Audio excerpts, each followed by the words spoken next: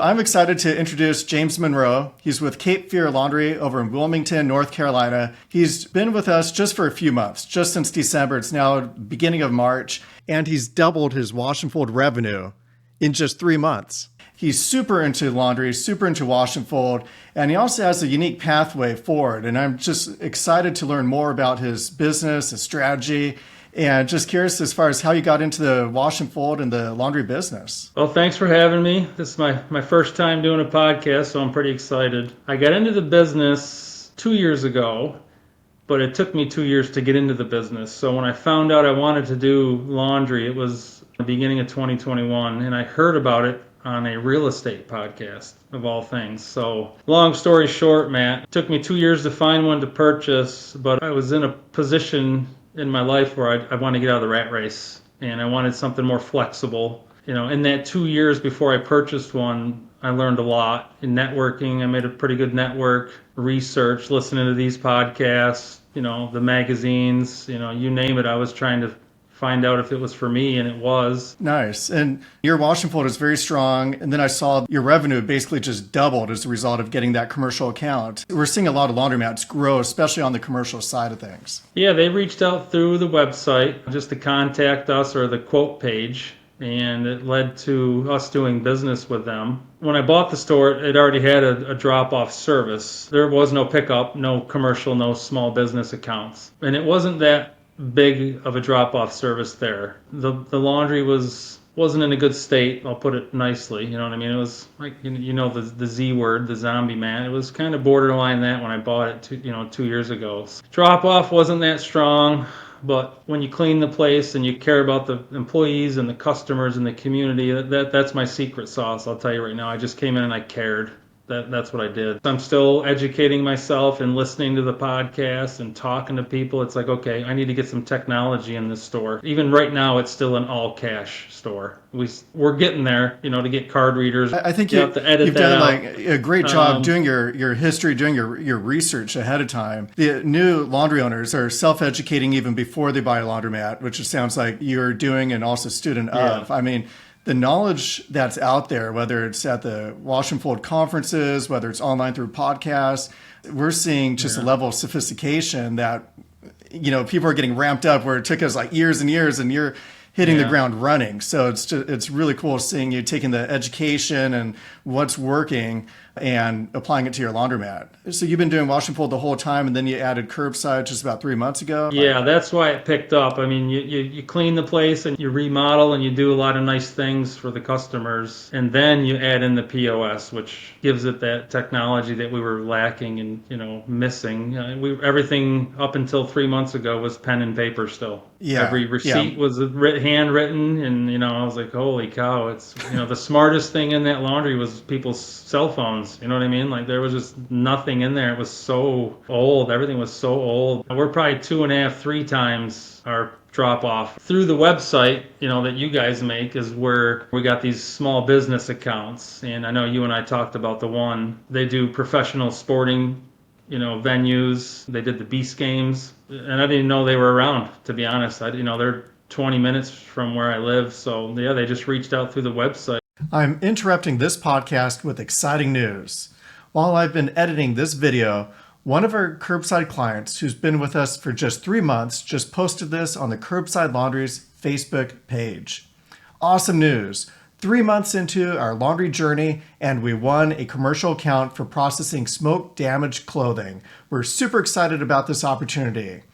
And she goes on and explains the process. But bottom line is, Curbside Laundries clients are having tremendous success getting both residential customers and commercial clients, and we're helping people get off the ground and running. We've gone from 3 stars to 4.5 on Google. I saw on that. Our business Several hundred profile. reviews. When people look for us, we're at the top, or at least on page 1 somewhere, like, all right, that's a good spot to be, but it's just a passion. And you can ask anybody that knows me, that they'll tell you the same thing. I can talk for days about this, and I love the industry, and it's fun. I have a good time, and it does give me that flexibility that I was looking for. What we found is the website helps both self-serve, it helps the wash and fold, in-store drop-off, also helps on the pickup and delivery. I mean, it's your overall web presence.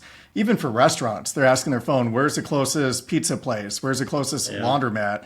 And you want to just make sure you own the search space. As far as that commercial client, are they bringing it into the store? Are you picking it up? I do the pickup and delivery in my own vehicle for them. They were willing to let me pick it up. Plus, when you go over there, you get to see what their facility is and what you're actually going to be washing, and that kind of helps. You can kind of see what's going on behind the scenes. Yeah, a nice part about picking up the laundry, number one, they give you more laundry. So what we found is for us, on commercial accounts, it's over $220 per order. If they bring it in store, it's about $100. So you're getting bigger order sizes. Another thing too is if they're driving, they're kind of in control. They might see another laundromat on the way and say, you know what, I could save some time. I don't have to drive all the way to so-and-so. But this commercial account, I mean, it's pretty unique. So you're saying they do the Beast games. We're talking about like the background linens or the background drapes. Is that right? Yeah, the drapes, the lighting. I think they did the lighting for it on the, like the LED lighting. They do FIFA soccer. They do PGA, NFL, backdrops. They build the desks where all the hosts sit at if you're watching like a game outside or something. So yeah, it's and the guys there are great, and we just started with them 3-4 weeks ago, washing those we wash those backdrops. It looks like fake wood or some type of background, so they don't have to build a real set. They can just put these up to help do their scene. Makes it look great on TV. I mean, it just shows you how many different businesses need our services in Wash and Fold. If you could walk me through the process. So they found you online. They found your website, which was obviously ranking well. We always tell people it takes about 3 months for a website to rank well. It takes time to get traction. And that's if you do everything right. So the worst thing is that you do things not right and you wait 3 months and it's still not right. And one thing I'd also recommend to people watching this podcast is there's a lot of people out there who are trying to sell software or trying to sell something else, and they'll say, hey, you get free website. And the secret sauce on our side is there's no shortcuts. So we localize each of the websites. We spend over 40 hours localizing it for that community to help it rank well. We're very good at the SEO. So they found you online. They filled out the form. And if you could walk me through that process, like how long did it take to get back in touch with them, and what type of information were they looking for, and how you ultimately closed the sale? Because ultimately that's up to you. You were the one who converted that email into business.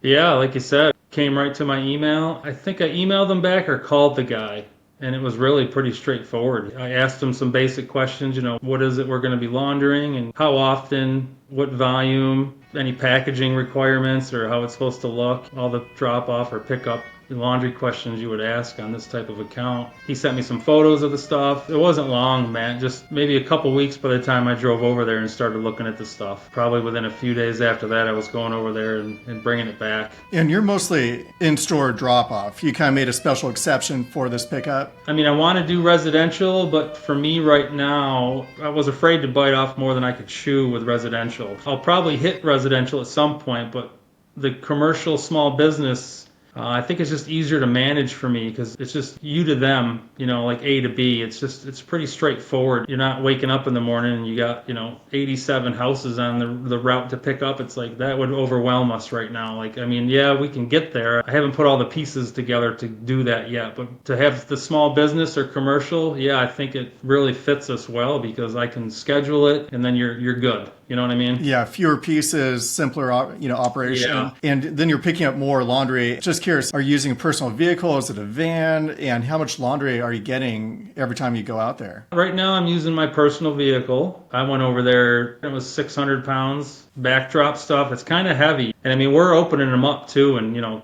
looking for stains and treating them right. And some of those pieces they're bringing us are like 50 feet by 50 feet. It's like big as the laundromat floor. You're like, holy cow, how do I spread this thing out and clean it? But those two, and the other one I'm doing is more of a linen service, and they're kind of more of your traditional, small business where it's like pick up and drop offs a couple days a week. It's pretty busy season here because we are a beach town, on the coast. Right now it's maybe 10 to 15 bags, which is really, to be honest, about all I can fit in my car.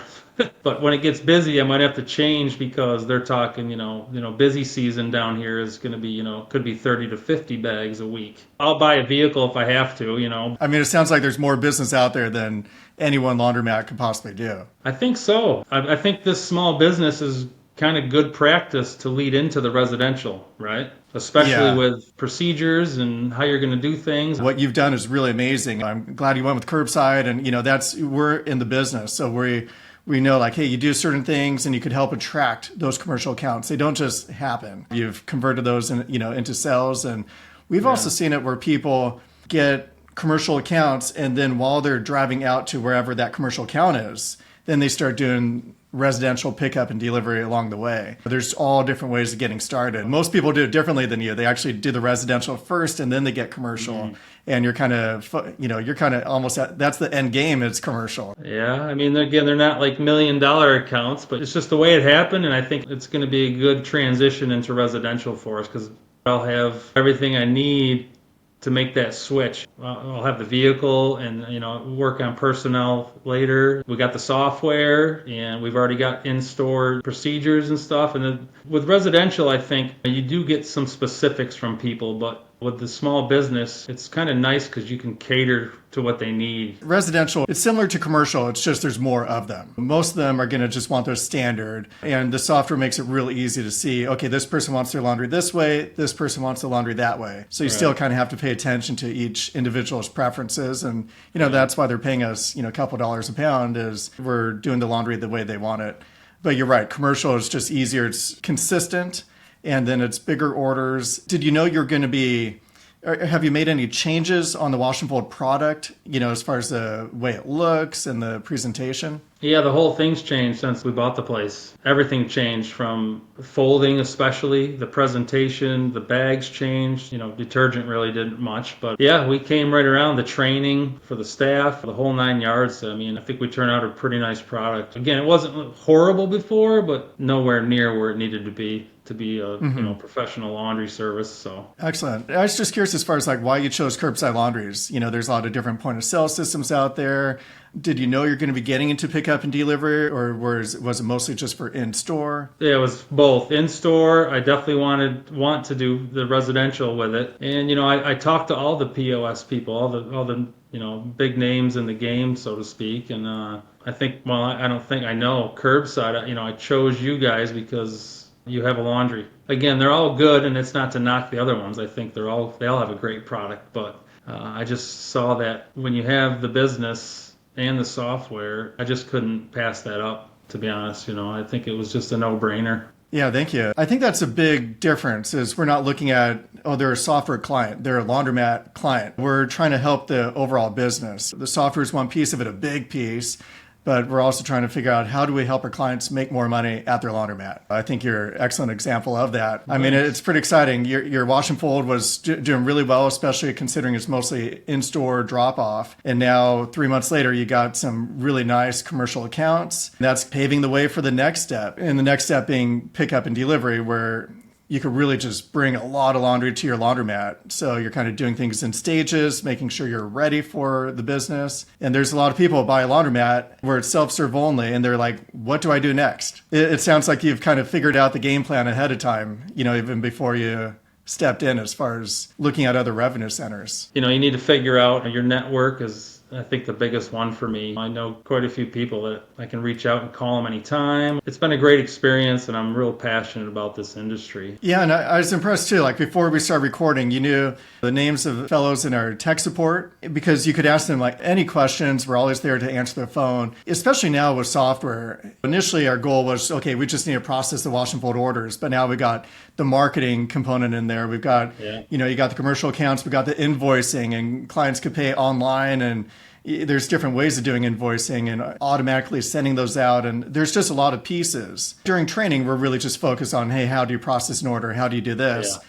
But then there are questions that come up later. You could always call in anytime and get any questions answered, as you grow and you have different needs. Yeah, Chris, Aaron, and Micah. Shout out to those guys because, like I said, I'm usually the first one to call because I'm East Coast. So about 6:30 in the morning there, and they just pick up the phone. They're like, "Hey, James." Like, it's good. Plus, the staff have the number too. So if I'm not there and they've got something they can't figure out, they just call your tech support number and hit number 2, and they're right in there. We're constantly developing new stuff. We've got new features coming out. We also have 2 developers full-time dedicated just to updating the UI, the user experience. And we've got some, really neat things in the works so that we're going to be revealing at the Clean Show as well. So Nice. any words of wisdom to new people getting into the laundry business and any? Definitely do your research. You've heard this a million times. What you've heard is you can just collect quarters, right? When we all know that is the complete, absolute most absurd. It'd be safer to say I'd probably never worked so much in my life, right? As a small business owner now. Connect with people, go talk to owners and see what it's really like to own one. It gives you the flexibility, which I love, but when you're the business owner, you're wearing 20, 30, 40 hats. You don't just go 9 to 5 and then you can just shut it off and go home. You're getting that call at midnight or whatever, or something's broke, or employee problems, customer complaints. Like, you're the point of sale in that sense, you know what I mean? Do your homework is all I would say. But yeah, it's a great industry. I love it there. I have so much fun. I have so many customers that are friends now. It's just a good experience. That's right on the money, because being a business owner, there's no clocking out. If there's something happens, you're ultimately responsible. But I think the level of satisfaction people have where they're building up their own wealth. If you work at a job for 20 years and you did a really good job, at the end of the 20 years, you can't sell that position to somebody else. No. It's like, goodbye. Be nice. Yeah. Hope you enjoyed the paycheck. The proof that you're building up a business is it has value. It's something you could sell that other people will buy. Thanks for tuning in. Make sure to click like or subscribe to get reminded for future episodes. If you'd like to grow your wash and fold revenue or get started, go to curbsidelaundries.com.